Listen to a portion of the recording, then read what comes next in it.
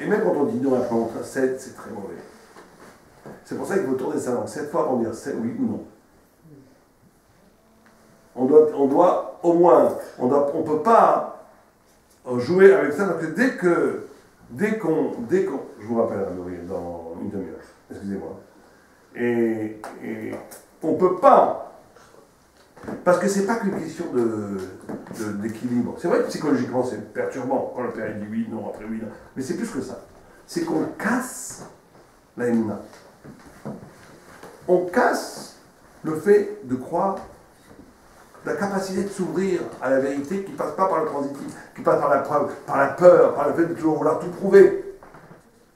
Donc, deuxième principe dans l'éducation, qui vient de ce principe qu'on a dit avant, c'est d'être absolument ferme dans ses engagements. J'ai promis, je donne toujours.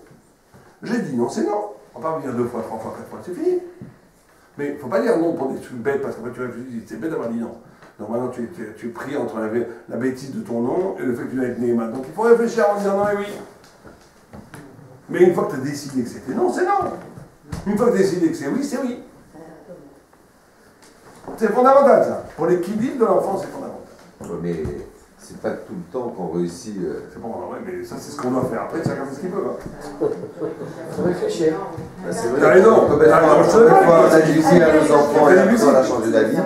Et combien de fois on a dit non et on a changé d'avis parce qu'elle a fait une crise lente ou Tu as raison.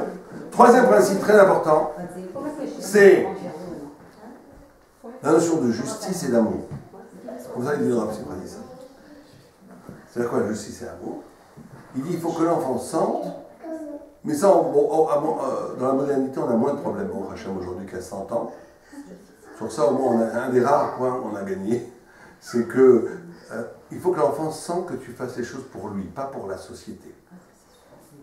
C'est que si tu exiges, il faut exiger ses enfants. L'exigence est très importante. Tout cette mode qui est un peu passé de mode au Hachem, de genre l'enfant, de rien imposer, tout ça a été une catastrophe. Toutes les idées 68 armes. L'enfant, la colonne vertébrale de l'enfant, c'est l'exigence. C'est l'exigence. Il faut qu'on attende de lui. Il ne faut pas non plus le traumatiser avec une exigence trop haute. Il faut exiger. Il faut attendre de lui. C'est que le fond du din, il y a un texte du Zohar qui est magnifique, qui dit le Omek Adin, le fond de la rigueur, de ce que de la punition, de ce que Dieu, des fois, est dur avec le peuple juif, c'est de l'amour. Parce que tu es dur, quand tu attends quelque chose de quelqu'un, tu es dur avec lui. Parce que tu l'aimes, tu attends quelque chose de lui. Sinon tu ne serais pas dur. Si tu t'en fichais de lui, tu n'attends rien. Donc il faut d'exigence. Parce que s'il n'y a pas d'exigence, tu déstabilises complètement la colonne vertébrale de l'enfant. Il faut attendre de lui. Il ne faut pas avoir peur d'être exigeant. Mais il faut que cette exigence, l'enfant sente que c'est pour lui, pas pour toi. C'est ça la notion d'amour ou justice.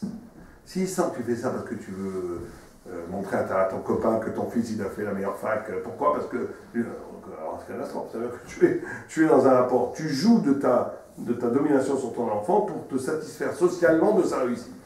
Très mauvais ça. Il faut que l'enfant sente que ton exigence est pour lui, pas pour toi. Pour lui, pas pour toi. Quatrième principe, il faut qu'une famille, elle ait un projet spirituel. Par exemple, on prend quelque chose, il y a des familles qui sont très forts pour un sadochim. Chez nous, on accueillait toujours des gens. L'autre, chez nous, on étudiait la Torah. Chez nous, je ne sais pas, on faisait la Zdaka, on donnait beaucoup d'argent pour. C'est important que dans la famille, il y ait un élément de la Torah qui soit prégnant, qui soit fort, qui soit solaire. Et qui donne aussi dans le positif comme dans le négatif. Chez nous, ça ne se fait pas. Alors, ça a l'air un peu désuet de dire ça, chez nous, ça ne se fait pas, mais c'est très important. Donner une culture, un esprit familial, et des fois ça marche très bien. Chez nous, ça ne se fait pas. Pourquoi? C'est comme ça. Non, on ne fait pas ça. Donner un kavod mishparti, une hauteur, pas un kavod au sens, pas un orgueil,